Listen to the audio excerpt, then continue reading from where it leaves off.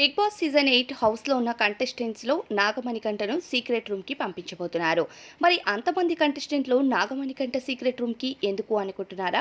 Big boss హౌస్లో ప్రస్తుతం కంటెస్టెంట్స్లో సగం మంది గ్రూప్గా ఫామ్ అయిన సంగతి అందరికీ తెలిసిందే. అయితే ఉన్న కంటెస్టెంట్స్ అందరికీ ఒకరో ఇద్దరు మంచి స్నేహం కూడా ఏర్పడింది.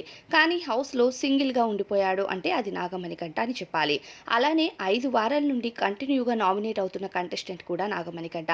అయితే 5 వారమైన సరే నామినేషన్స్లో ఆయన సురక్షితుడవుతాడని చాలా ఆశపడ్డాడు.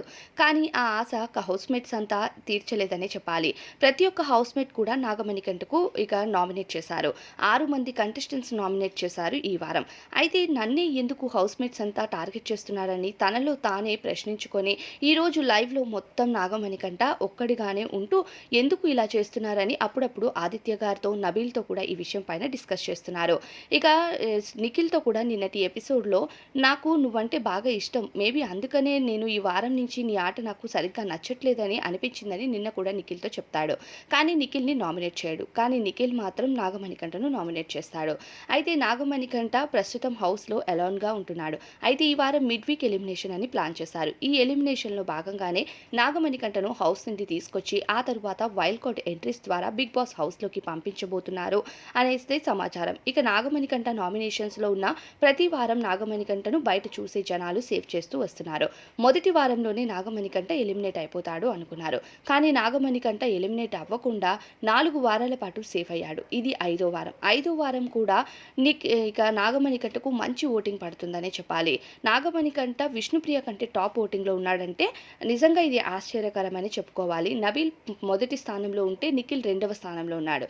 ఎప్పుడు నిఖిల్ టాప్లో ఉంటాడని అనుకున్న వాళ్ళకి ఈసారి నిఖిల్ సెకండ్లో ఉండగా విష్ణుప్రియ ఉంటుందేమో థర్డ్లో కానీ సెకండ్లో కానీ అనుకున్న వాళ్ళకి ఇది పెద్ద ట్విస్ట్ అని చెప్పాలి. నాగమణికంట థర్డ్ పొజిషన్లో ఉన్నాడు. అంటే విష్ణుప్రియ కంటే బెటర్ ఓటింగ్ జరుగుతుంది నాగమణికంటకు.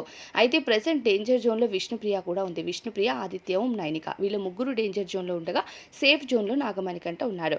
కానీ హౌస్ నుంచి మిడ్ వీక్ ఎలిమినేషన్ అని నైనికను తీసుకొని వెళ్ళిన ఆదిత్య గారిని తీసుకెళ్లిన పెద్దగా ట్విస్ట్ ఉండదని చెప్పాలి. సో ఎలౌన్గా ఉన్న నాగమణికంటను కంటెస్టెంట్స్ అందరూ కోరుకున్నట్టే హౌస్ నుండి తీసుకెళ్లిపోయారు అన్నట్టు కంటెస్టెంట్స్ అందరికీ హాయిగా ఉన్నారు అనే ఫీలింగ్ వచ్చినప్పుడు నాగమణికంటను మళ్ళీ హౌస్లోకి పంపించి అందరికీ షాక్నివ్వాలి అని ఇప్పుడు ప్రెసెంట్ బిగ్ బాస్ ప్లాన్ చేస్తున్నట్టు అర్థమైంది.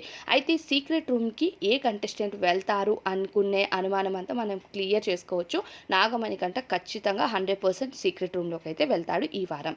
అయితే సీక్రెట్ రూమ్ కంటే ముందు మిడ్ వీక్ ఎలిమినేషన్ ఉంటుందా, అసలు ఏ ప్రాసెస్లో సీక్రెట్ రూమ్కి నాగమణికంటను తీసుకెళ్తారు అన్నది తెలియదు. ఒకవేళ మిడ్ వీక్ ఎలిమినేషన్ ద్వారా నాగమణికంటను బయటకు తీసుకెళ్తే తర్వాత నాగమణికంట వైల్డ్ కార్డ్ ఎంట్రీస్ ద్వారా వస్తాడు. వీకెండ్లో నైనిక ఎలిమినేట్ అవుతుంది. నైనికకు కేవలం 5% ఓటింగ్ మాత్రమే జరుగుతుంది ఎట్ ప్రెసెంట్. ఆమెకు మంచి ఫాలోవర్స్ ఉన్నారు ఇన్స్టాగ్రామ్, యూట్యూబ్ అన్నిట్లో. కాకపోతే ఆమెకు ఓటింగ్ మాత్రం అస్సలు పడట్లేదు.